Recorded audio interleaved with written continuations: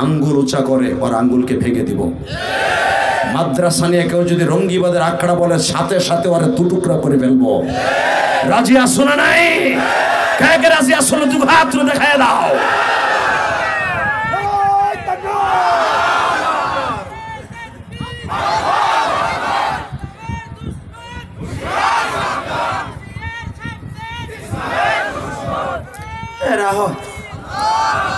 ইসলামের দুশ্মন, ইসলামের দুশ্মন এমনি তোমার সাথে বেশি সজাগ।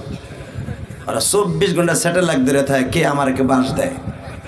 ইসলামের দুশ্মন হুঁশিয়ার, সাবধান, তেমনি হুঁশিয়ার ওরা, তোমার সাথে বেশি হুঁশিয়ার। পচা স্লোগান বলতে হবে কোরআন সুন্নাহর আলো সারা জায়গায় জ্বলো। কথা বলেন না কেন? ঠিক আছে, আল্লাহ সবাইকে কবুল করেন, জোরে কেন আমিন। বাংলাদেশের ঐতিহ্যবাহী একটা জেলা খুলনা জেলা, ডুমুরিয়া থানা নাকি এটা? ডুমুরিয়া থানা, কাঁঠালতলা রুনারিয়া হাফিজিয়া মহিলা মাদ্রাসার উদ্যোগে 10ম বার্ষিকী অক্টোবরের 27 ও 28, 2024 সালের দ্বিতীয় দিনের সর্বশেষ অধিবেশনের সম্মানিত সভাপতি, আপনাদের অত্যন্ত প্রিয় মানুষ এবং আপনাদের মোহাব্বতের মানুষ, আপনাদের যিনি প্রতিটা ডাকেই সাড়া দিয়ে থাকেন মনে হয়, অ্যাডভোকেট SM আনসার আলী সাহেব, আল্লাহ তার হায়াতকে বলন্দ করে দেন। আজকের মাহফিলে হযরত উলামা ইকরাম যিনরা গতকালকে আসছিলেন, আজকেও এসেছেন। আমার অত্যন্ত প্রিয় ছোট ভাইয়ের মতো খুব আদর করি, যার ওসিলে আপনারা আমাকে পেয়েছেন। আমি সাধারণত খুলনা প্রোগ্রাম নেই না।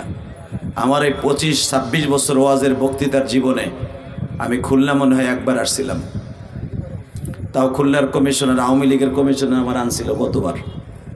এর আগে আর আমার আনতে পারে না, অনেক তেল মোবিল দিয়েছে, আমি আসি না, কিনলে গেছে আমি নিজেও জানি না।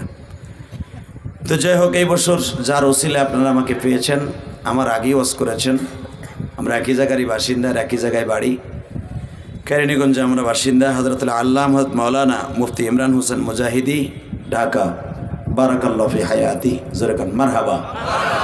ওর কণ্ঠে আল্লাহ কিছু মধু দিয়েছেন, জাদুময় মধু, যেগুলো মানুষকে অল্প সময়ের ভিতরে আকৃষ্ট করে ফেলে, কোরআন ও হাদিসের দিকে মানুষকে মুগ্ধ করে ফেলে।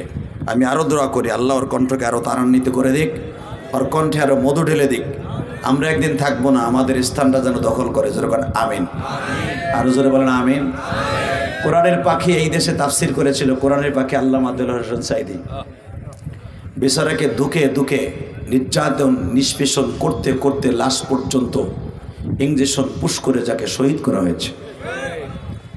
কারণ আমি যখন কয়েক মাস আগে, এটা আমি বলি নাই, আল্লাহ সাক্ষী, এই গভীর রাত্রে বললাম, দেলোয়ার হোসেন সাঈদীকে যেই বেডের মধ্যে যেখানে ট্রিটমেন্ট করা হয়েছে ওখানে আমাকেও ট্রিটমেন্ট করা হয়েছে এই 5-6 মাস আগে। আপনারা দেখেছেন ফেসবুকে, ওই একই বেডে একই রুমের মধ্যে। তো যে ডাক্তার আমাকে দেখেছিলেন, নাম বলবো না, নাম বললে যদি আবার কোনোদিন আওয়ামী লীগ ক্যাতরাইতে ক্যাতরাইতে কই মাসের মতো আসে, এই বেটার চাকরিটা থাকবো না।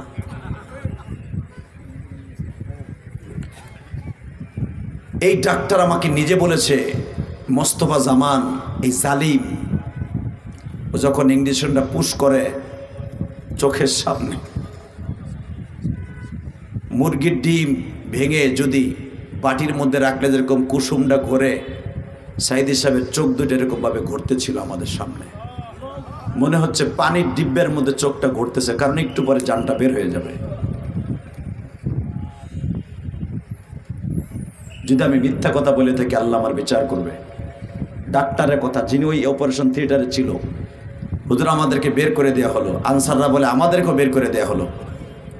মাত্র 25 মিনিট পরে শুনে উনি আর দুনিয়ায় নাই। আল্লাহর বিচার আছে না নাই? আস্তে কথা বললে লুলা হইয়া মরবা, লুলা লুলা। এই সাতার মাইকে ওয়াজ করা যাবে না। কি গোড়ার মাইকে, কি মাইক নাকি এটি?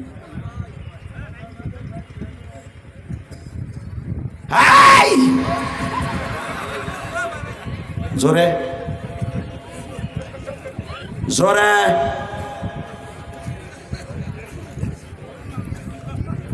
একসাথে বলতে হবে। হাত সরাও, হ্যাঁ, হাত পিছনে বাইন্দে তো একসাথে বলতে হবে। দেলোয়ার হোসেন সাইদি চলে গেছে, কিন্তু তার কোরআনের প্রেমিকগুলি এখনো পর্যন্ত বেঁচে আছে। উনি 2000 সালের শুরুতে বলেছিলেন, এক সাইদি চলে লোকান্তরে 1000 সাইদি প্রত্যেক ঘরে ঘরে থাকবে। ডিসকোর্স ময়দানে এবং প্যারেড ময়দানে এই কথাগুলো বলেছিলেন। এখন যেটা শোনা যায় ক্যাসেটের মাধ্যমে, ওনার কথাগুলো সত্য, যেরকম মারহাবা। যাই হোক, কথা দীর্ঘায়িত নয়, আমি কয়েকটা প্রশ্ন করব। যদি সত্যিকার আল্লাহ এবং আল্লাহ রসুলকে ভালোবেসে থাকেন আওয়াজ দিবেন। সর্বময় ক্ষমতার মালিককে, এখানে আসার তৌফিক কে দিচ্ছেন? সব কাজের শুরুতে কার নাম নিবেন?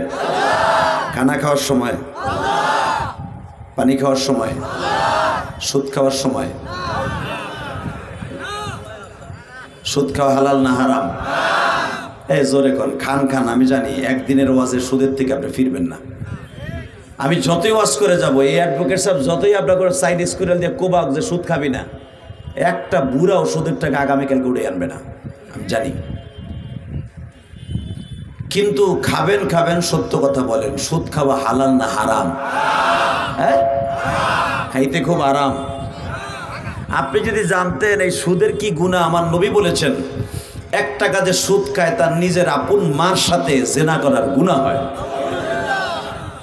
মার সাথে জেনা করার গুনাহ লিয়ে কবরে যাবেন, আর আল্লাহ আপনারে পাতলা রুটি আর মুরগার গ্রিল করে দেবে, আপনি খাবেন। কল্পনাও করেন না। আল্লাহ আমাদের সবাইকে সুদ থেকে হেফাজত করুক। জোরে কেন আমিন? আরো জোরে বলেন আমিন।